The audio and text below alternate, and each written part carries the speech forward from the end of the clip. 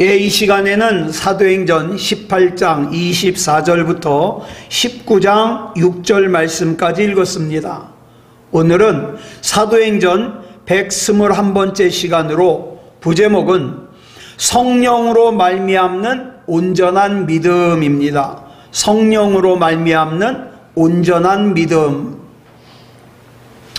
오늘날 우리 한국 기독교는 사회에서 그다지 신뢰를 얻지 못하고 있습니다.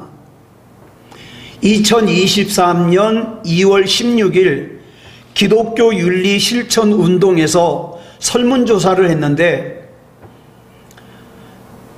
사람들이 가장 신뢰하는 종교는 가톨릭이었어요.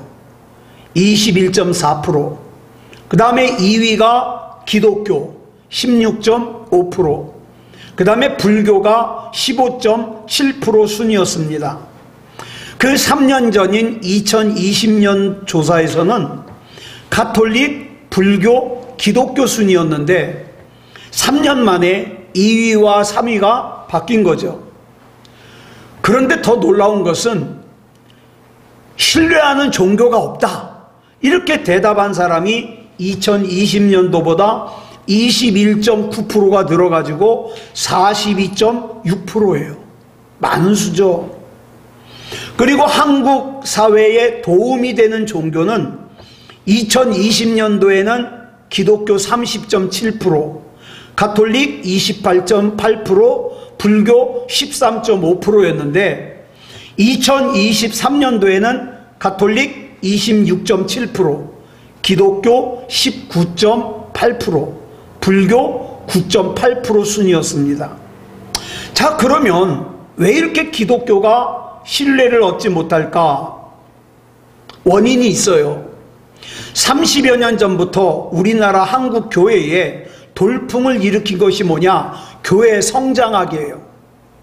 교회가 어떻게 하면 빨리 성장하느냐를 가르치는 거죠, 학문으로. 그런데 정작 교회에서 목표로 해야 되는 건 뭡니까? 십자가의 예수 그리스도예요. 이 십자가의 예수 그리스도를 목적으로 삼아야 될 교회가 교회 성장을 목적으로 삼는 거예요. 어떻게 하면 성전 빨리 질 것이냐, 어떻게 하면 사람들을 많이 모을 것이냐. 그러다 보니까 그 과정 가운데 뭘 잃어버리게 되었느냐? 거룩함을 잃어버리고, 순결함을 잃어버리고, 정직성을 잃어버리고, 윤리성도 잃어버리고.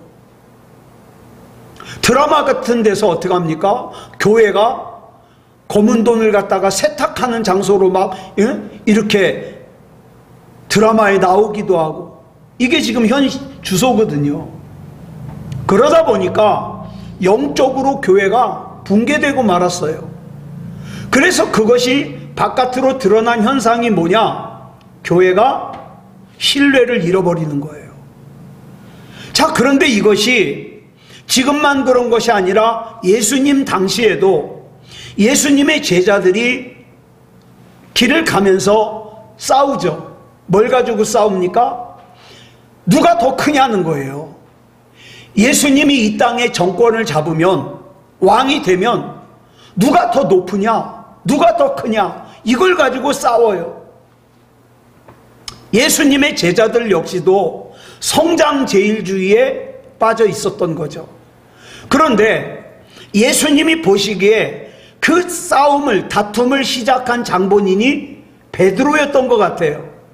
그래서 예수님께서 누가복음 22장 31절로 32절에서 베드로에게 이렇게 말씀하셔요. 시작. 시몬아, 시몬아, 보라, 사탄이 너희를 밀가부르듯 하려고 요구하였으나 그러나 내가 너를 위하여 내 믿음이 떨어지지 않기를 기도하였노니 너는 돌이킨 후에 내 형제를 굳게 하라. 자, 성장제일주의에 빠진 이 제자들이 누가 더 크냐고 다투었습니다. 그런데 예수님이 이것을 뭘로 보셨냐? 이 현상은 사탄 마귀가 밀가부르듯 하려고, 넘어뜨리려고 농간을 부리는 걸로 보신 거예요. 자, 교회든 아니면 신앙이든지 성장 자체를 목적으로 하는 순간부터 세상적인 눈으로 바뀌어버립니다. 물질주의에 빠지지 않을 수가 없어요. 자, 그래서 베드로를 위해서 기도하신 주님께서는 베드로에게 당부하기를 뭐라고 당부하십니까? 너는 돌이킨 후에 내 형제를 굳게 하라. 여기 나오는 순서가 참 중요해요.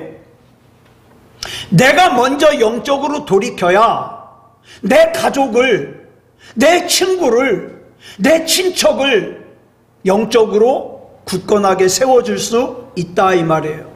그러니까 저와 여러분이 맹목적으로 성장제일주의의 노예가 돼가지고 그저 큰 교회 아니면 사람 많이 모이는 교회 이런 걸 바라볼 것이 아니라 진짜 저와 여러분이 바라봐야 될 건 뭐냐? 십자가의 예수 그리스도를 향해서 내 삶의 방향을 정하는 거예요.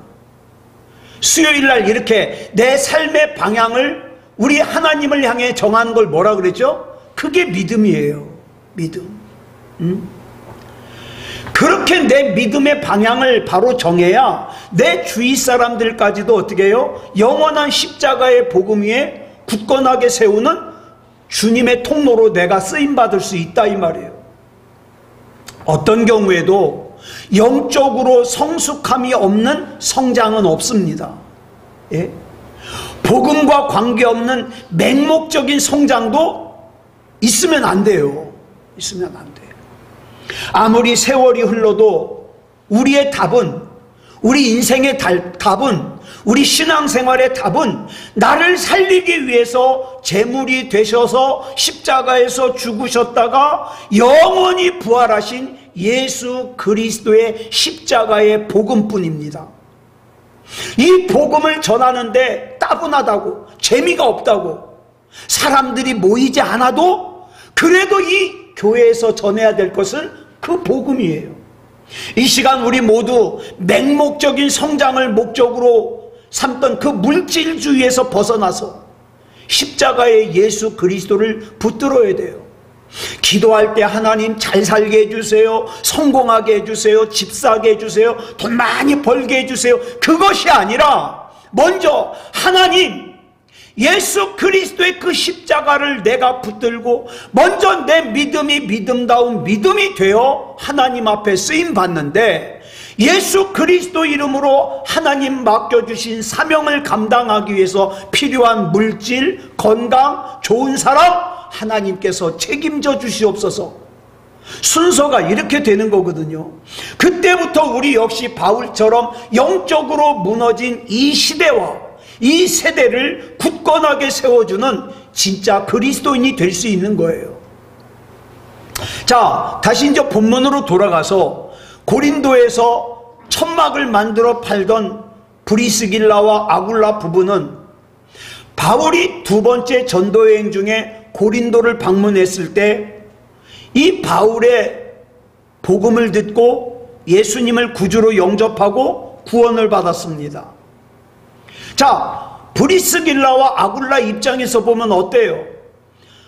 우리같이 보잘것없는 사람들을 구원하시기 위해서 저 아시아에서부터 수천 킬로미터를 떨어진 여기까지 저 사도 바울 선생님을 보내주셔가지고 내가 이 복음을 듣고 구원받게 해주시니 얼마나 감사합니까? 그래서 이 브리스길라와 아굴라 부부는 예수님을 구주로 영접하고 구원받음과 동시에 바울의 신실한 동역자가 되었습니다. 여러분, 그 사람이 복음을 잘 받아들였냐 안 받아들였냐 뭘로 알 수 있습니까? 신실한 동역자가 되느냐 아니냐 그걸로 알 수 있어요. 우리 교회에서도 마찬가지예요. 진짜 하나님 앞에서 믿음다운 믿음으로 성장한 사람은요, 하나님께도 관심을 가지지만 목사에게도 관심을 가져요. 목사의 고민이 뭘까? 목사가 지금 뭘 하기를 원하는가? 이런 거에 관심을 가져요. 왜? 동역자거든요. 동역자. 나는 관심 없어. 교회가 어떻게든 관심이 없어. 그거 믿음이 문제가 있는 거예요.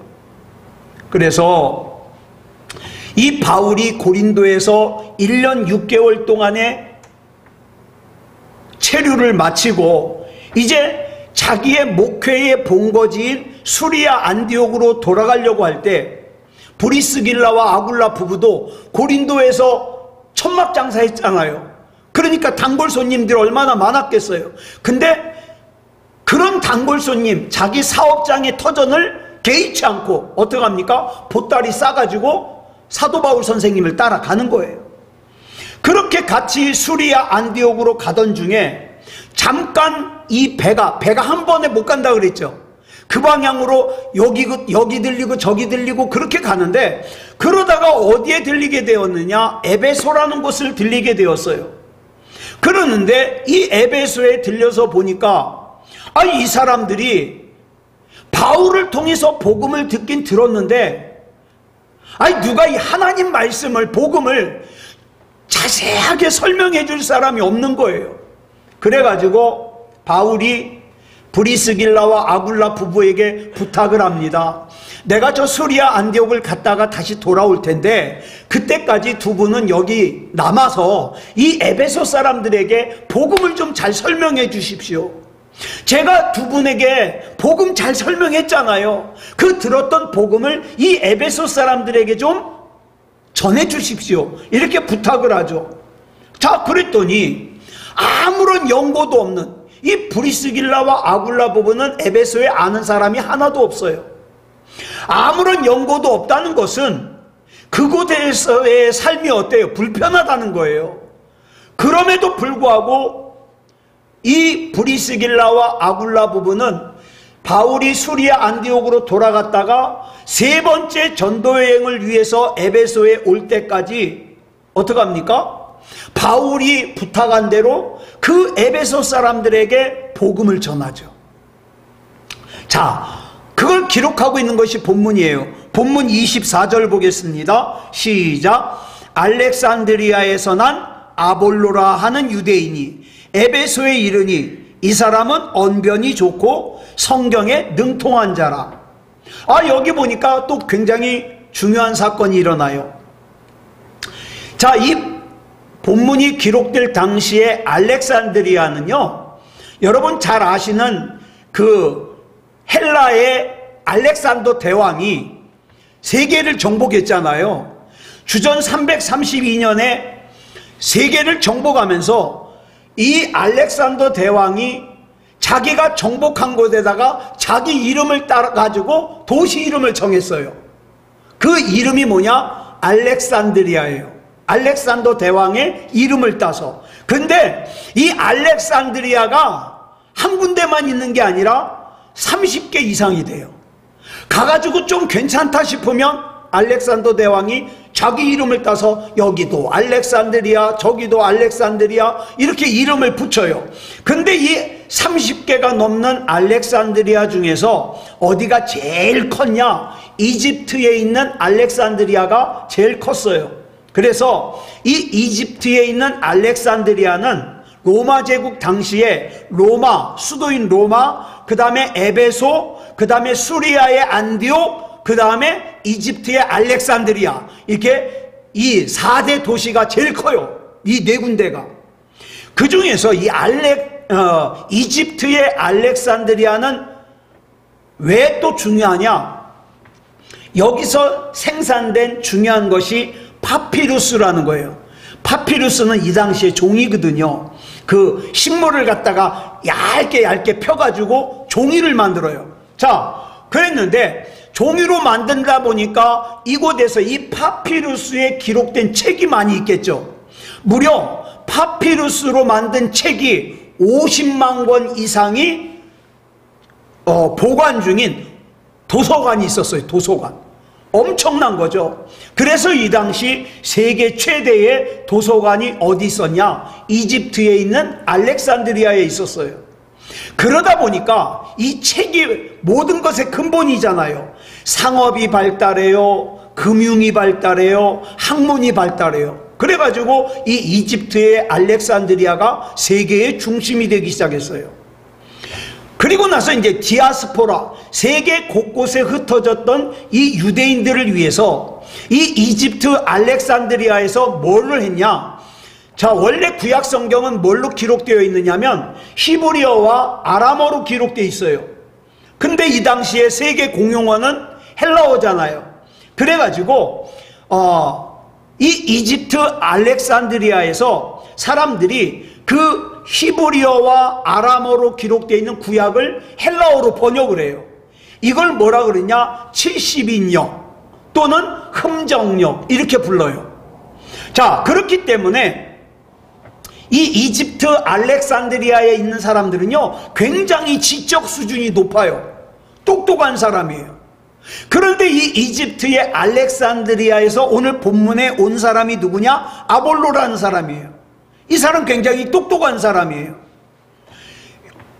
자, 사도행전 18장 24절에 이 아볼로를 소개하기를 어떤 사람이라 그러냐면 언변이 뛰어나요. 말을 참 잘해요.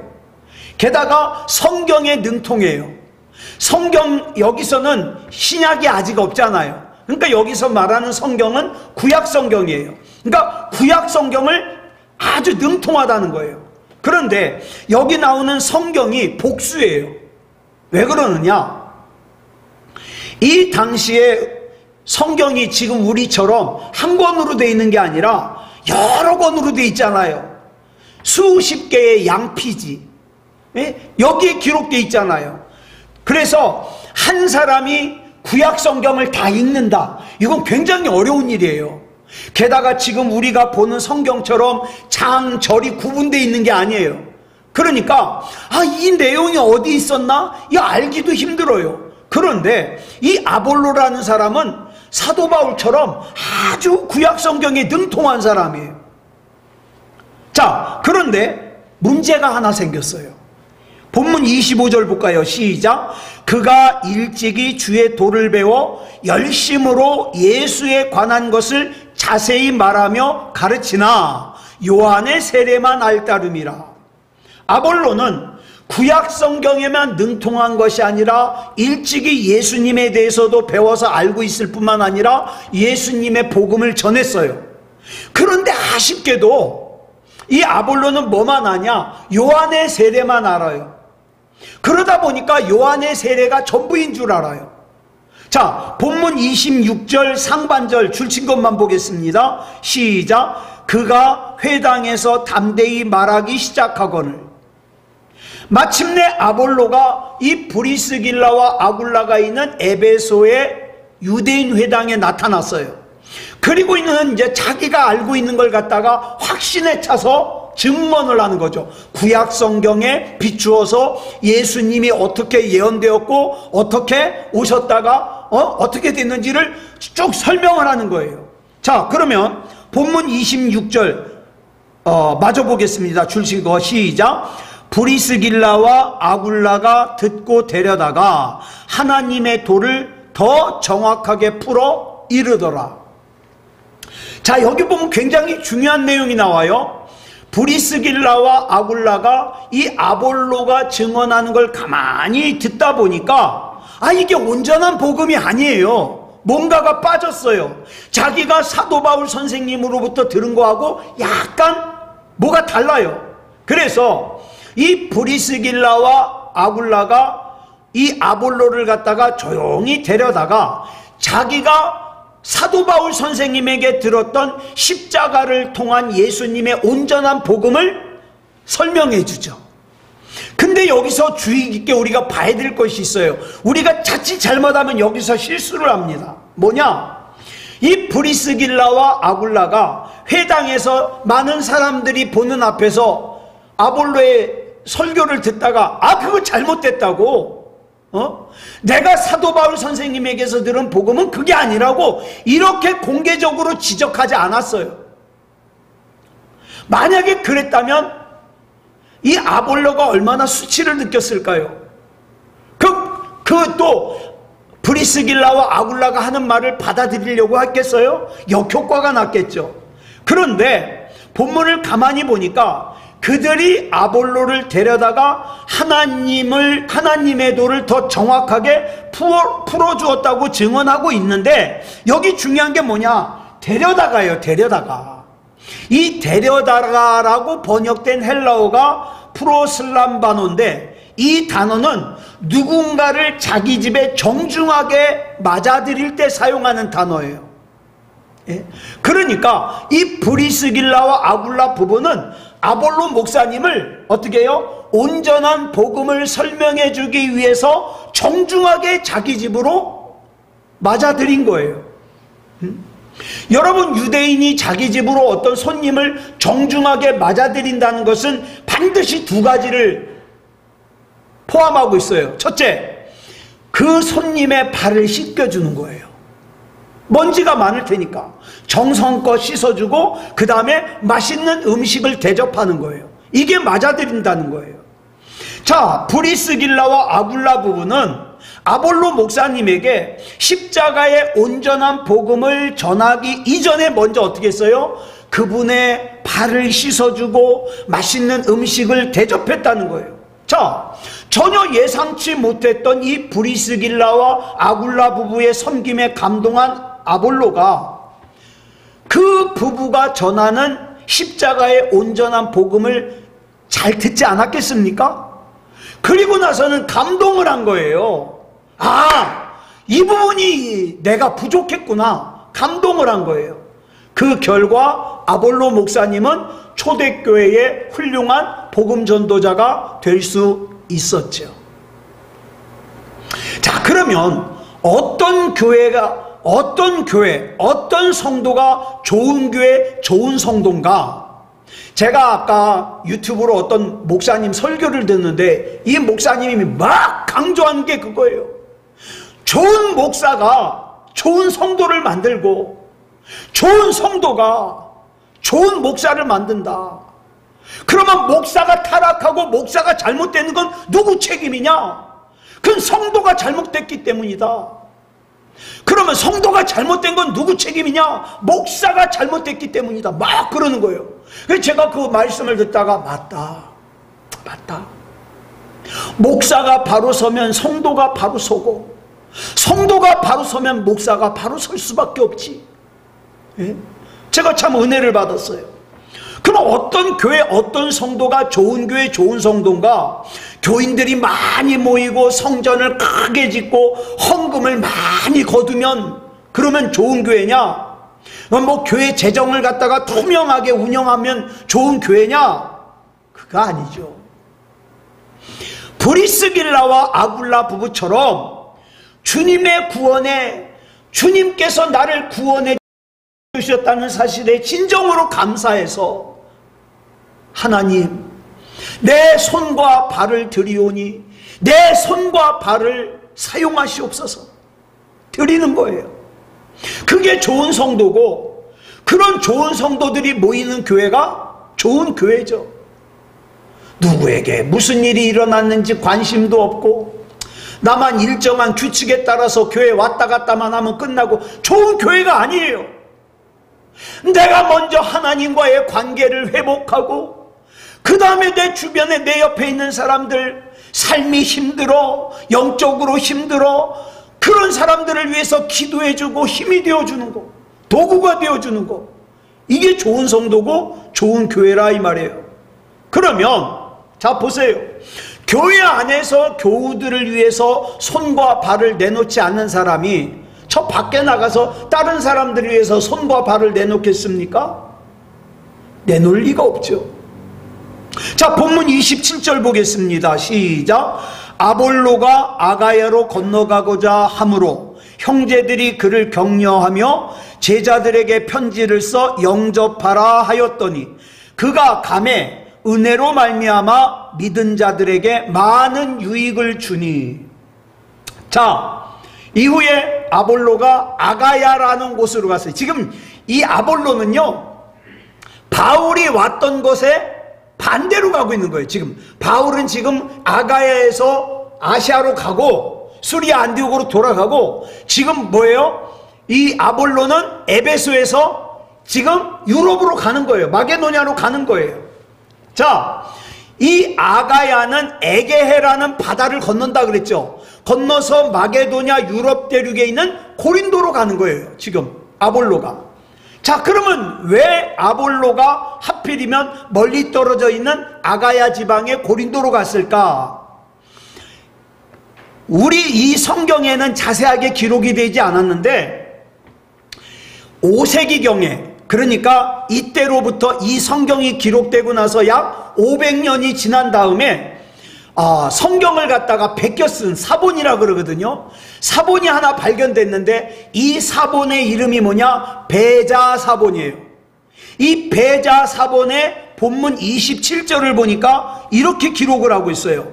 같이 읽어볼까요? 시작. 에베소에 머물고 있던 고린도인들이 아볼로의 말을 듣고 그에게 자기들과 함께 자기 고향으로 건너가자고 강권함으로, 이에 아볼로가 허락하자 에베소 사람들이 고린도에 있는 제자들에게 편지하여 이르기를 그 사람을 영접하라 하여 그가 아가야의 자리를 잡고 각 교회들에게 큰 도움을 주니라. 좀 더 자세하죠? 왜 이게 자세하냐? 자, 사람들이 이제 성경을 쭉 보다가 이제 500년쯤 지났잖아요. 그러다 보니까 그 자세한 사항을 갖다가 나중에 이 배자사본을 쓰는 사람이 거기다가 자기가 들은 거, 아는 걸 덧붙여서 쓴 거예요. 그래가지고 내용이 더 자세해진 거죠. 자, 그 덕분에 이 배자사본은 아볼로가 왜 아시아 대륙에서 에게라는 바다를 건너서 마게도냐, 고린도로 갔는지 그걸 설명해 주고 있잖아요. 자세하게. 에베소를 방문한 고린도의 그리스도인 중에 아볼로의 설교를 듣고 감명받은 사람들이 있었다. 자세하게 기록하고 있잖아요. 자, 그런데 보세요. 먼저 에베소에 와가지고 아볼로의 설교를 듣다가 은혜를 받은 사람들이 아볼로에게 부탁을 하는 거예요. 우리 고향으로 좀 같이 가시죠. 우리 고향 저 고린도에 가가지고 내가 들은 이 복음, 이 은혜로운 복음을 내 고향 사람들에게도 좀 들려주고 싶습니다. 그래가지고 아볼로에게 자기 고향인 고린도로 가줄 것을 간청하죠. 아볼로가 그들의 제안을 받아들이자 에베소의 그리스도인들은 고린도의 그리스도인들에게 편지를 써요. 자, 지금 이제 아볼로 목사님이 거기를 가실 거니까 이분을 좀 잘 영접해서 그 복음을 좀 들으라고. 내가 그 복음을 들었더니 너무 은혜롭다고. 그러니까 여러분도 그 복음을 좀 들으라고 편지를 써보냈어요. 그래가지고 아볼로가 고린도에 가가지고 그곳에 정착을 해가지고 그곳의 그리스도인들에게 영적으로 큰 도움을 주었다는 거예요.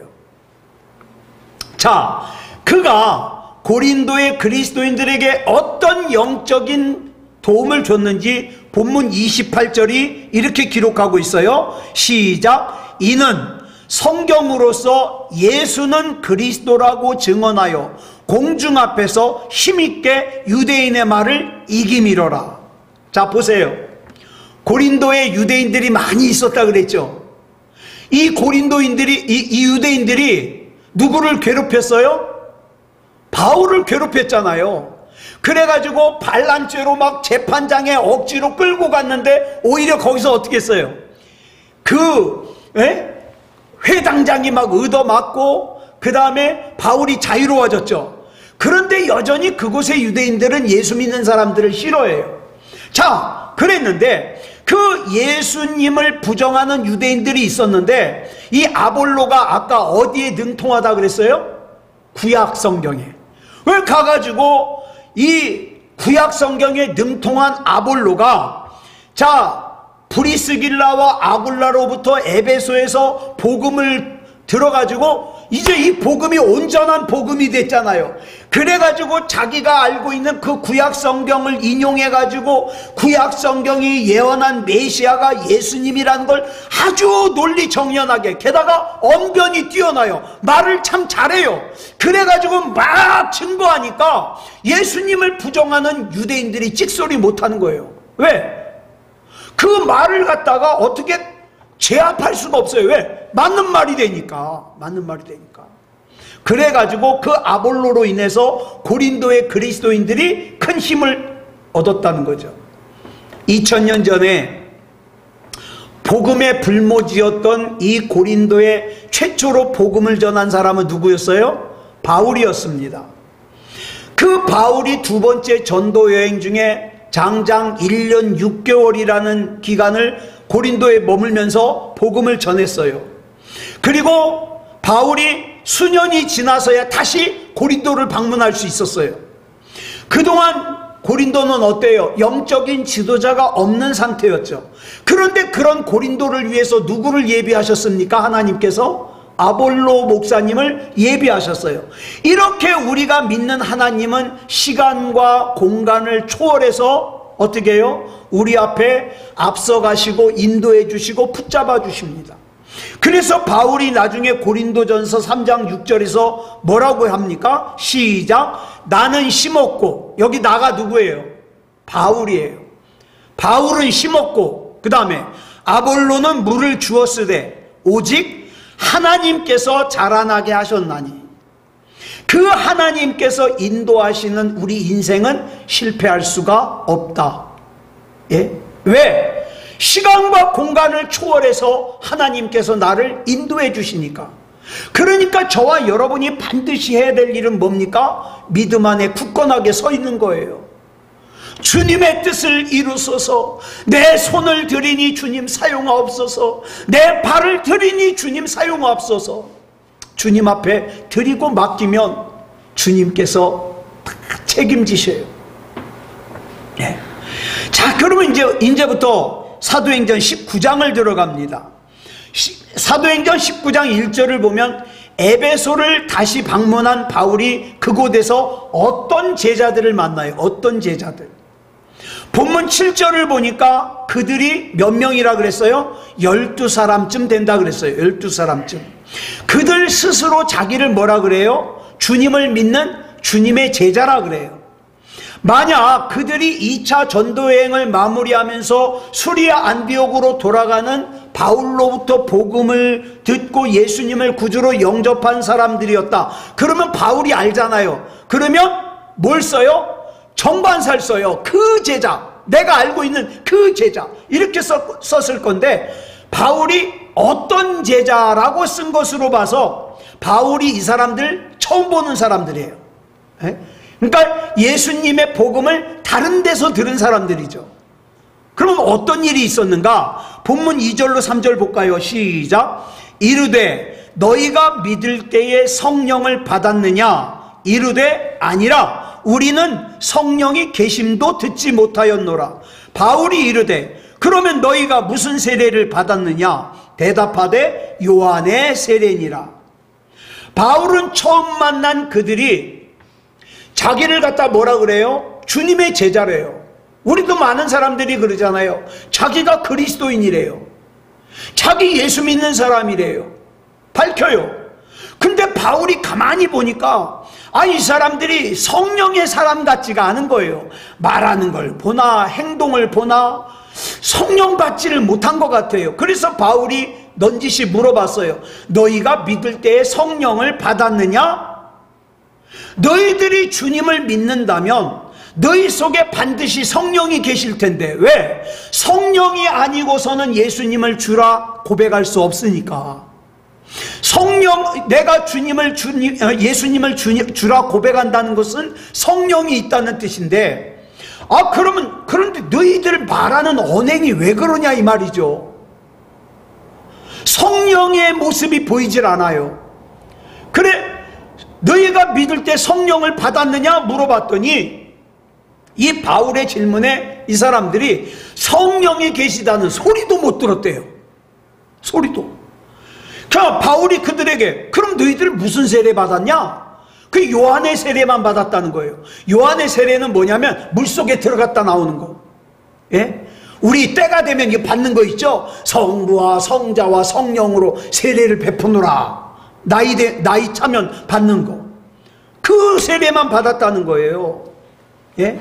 우리가 사도행전 18장 24절로 25절을 살펴볼 때 말씀을 드렸습니다. 본문의 이 요한은 요단강에서 회개하라고 외쳤던 세례 요한이에요. 세례 요한은 사람들을 향해서 돌아설 것을 요구하면서 뭘 강조했냐? 회개하라고 강조했어요. 회개하라, 천국이 가까웠느니라. 근데 이 세례 요한이 예수님보다 일찍 죽었어요. 그죠? 그래가지고 십자가의 고난과 죽으심과 부활을 통해서 성취된 복음을 못 봤어요. 그렇기 때문에 이 세례 요한이 순교를 당한 뒤에 그 세례 요한의 제자들이 사방으로 흩어져서 우리 선생님이신 세례 요한 선생님께서 내 뒤에 오시는 분이 있는데 나는 그분의 이 신발끈도 내가 붙들기 부족하다, 그렇게 말씀하셨던 분이 있는데 그분이 바로 예수님이라고 이렇게 소개를 했어요. 자, 그런데 이들이 뭘 몰라요? 예수님의 고난당하심을 몰라요. 죽으심을 몰라요. 부활하심을 몰라요. 그 다음에 예수님께서 하늘나라로 가시고 성령을 보내주신 사건을 몰라요. 그저 요한의 세례만 하는 거예요. 그래서 그런 사람들 중에 하나가 누구였어요? 아볼로였어요. 아볼로. 그런데 브리스길라와 아굴라 부부 때문에 아볼로가 성령을 알았잖아요.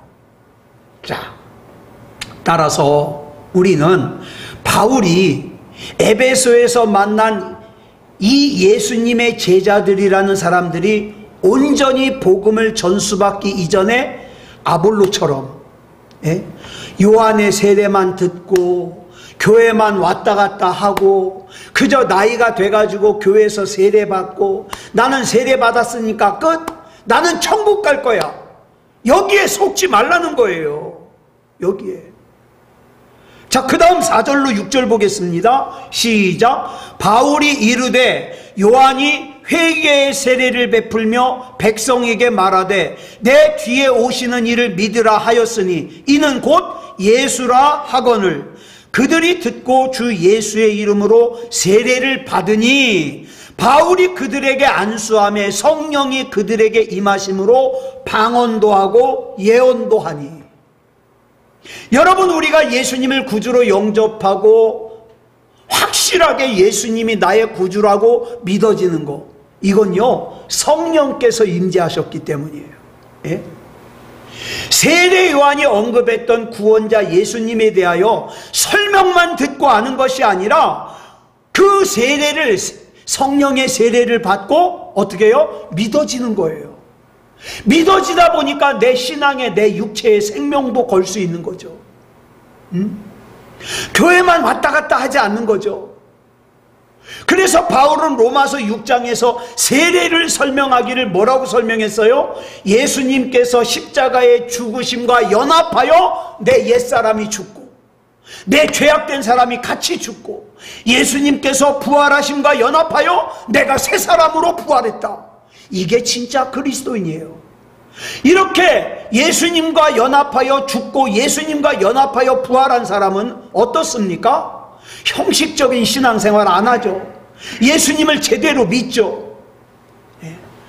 그리고 요한의 세례만 알던 사람들이 주 예수님의 이름으로 세례를 받았다는 것은 십자가의 죽으심과 부활을 통해 구원을 성취하신 예수님을 나의 구주로 영접하는 거예요. 달라요, 달라. 오늘날 다 같이 교회에 앉아 있으니까 신앙이 다 똑같은 것 같은데 아니요. 요한의 세례만 알고 있는 사람들과 성령의 세례를 받은 사람들이 다르다니까요. 신앙이. 이 바울이 세례를 베풀기 위해서 그들의 머리에 손을 얹는 순간 그들에게 성령이 임재하셨어요. 이건 바울의 손에 어떤 특별한 능력이 있는 것이 아니라 바울을 통해서 주님의 영이 그들에게 임하심으로 고작 요한의 세례만 알고 있던 사람들에게 어떻게 해요? 십자가의 죽음과 부활을 통한 예수님의 구원에 대하여 성령께서 깨닫게 하시고 믿어지게 하시는 거예요. 네. 우리는 오늘 본문을 묵상하면서 이런 질문 해야 돼요. 나는 성령 받았는가? 나는 성령 받았는가? 다시 한번 강조합니다. 성령을 받았는가 받지 못했는가 뭘로 알 수 있다 그랬어요? 고린도전서 12장 3절 새번역 성경으로 우리 같이 읽어보겠습니다. 시작. 그러므로 나는 여러분에게 알려드립니다. 하나님의 영으로 말하는 사람은 아무도 예수는 저주를 받아라 하고 말할 수 없고, 또 성령을 힘입지 않고서는 아무도 예수님은 주님이시다 하고 말할 수 없습니다. 예수님은 주님이십니다. 예수님은 나의 구주이십니다. 예수님은 나의 전부이십니다. 이렇게 말하고 고백할 수 있다는 건 뭡니까? 내가 성령 받았다는 뜻이죠. 근데 이게 참 놀라운 사실이에요.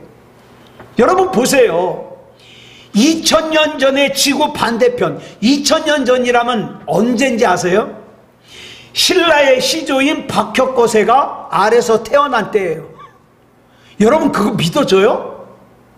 아니 이 우리나라 이 한반도에서 있었던 신라의 시조 박혁거세가 알에서 나왔다, 이것도 안 믿어지는데 저 지구 반대편에서, 예?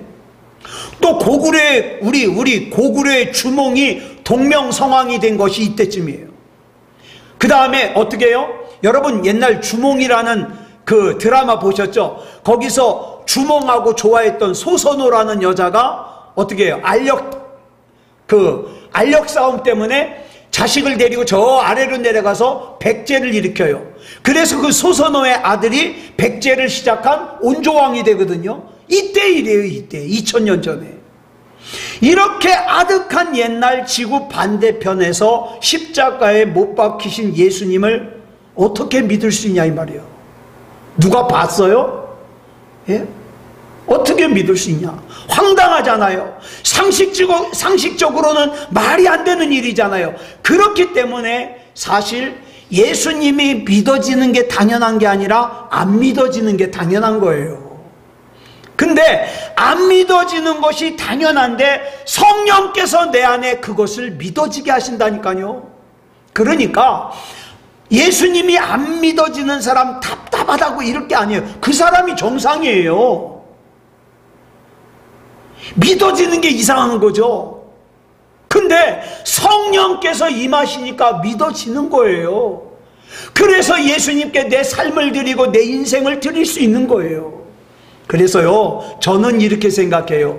기적 중에 최고의 기적은 뭐냐? 내가 예수님이 믿어지는 거예요. 내가 예수님이 믿어지는 거. 이것이 어떻게 가능하냐? 우리가 예수님이 믿어지는 것은 나의 어떤 노력 때문이 아니라 주님의 영이신 성령께서 우리에게 임하셨기 때문에. 그러니까 우리 예수님이 믿어진다면 거기서 이제 한 걸음 더 나가자고요. 주님께 내 인생, 내 삶, 우리 가정, 사업을 다 맡기고 주님 뜻대로 사시자고요. 그러면 주님의 것인 우리는 주님께서 책임지십니다. 기도하겠습니다. 사랑의 아버지 하나님 감사합니다. 오늘 사도행전 18장 마무리와 19장을 통하여 우리가 성령이 임하셔야만 우리 신앙이 온전해진다는 것을 살폈습니다. 성령이 없는 상태에서 교회 가는 거, 예배 드리는 거 따분합니다. 귀찮습니다. 그러나 성령이 우리 안에 임하시면 예수님이 나의 구주라는 것이 믿어지고 예배가 소중하고 기도가 소중합니다. 하나님, 우리의 믿음이 가짜가 되지 말고 진짜가 되게 하시고 성령이 충만한 그런 신앙이 되게 해 주시옵소서. 하나님, 우리의 어떤 노력이나 우리의 어떤 지식으로 그것은 불가능합니다. 우리 하나님께서 우리 한 사람 한 사람 불쌍히 여기셔서 성령 충만케 하시고 믿음다운 믿음이게 하시고 그렇게 하나님 앞에 맡겨진 인생 하나님께서 책임지는 우리가 되게 해 주시옵소서. 이 밤에 기도할 때에 기도를 억지로 하는 것이 아니라 기도가 되어지게 하시고 은혜 가운데 이끌림 받을 수 있도록 인도해 주시옵소서. 모든 것을 우리 주님 앞에 맡겨드리오며 그리스도 예수님의 이름으로 간절히 기도드려 싸움나이다. 아멘.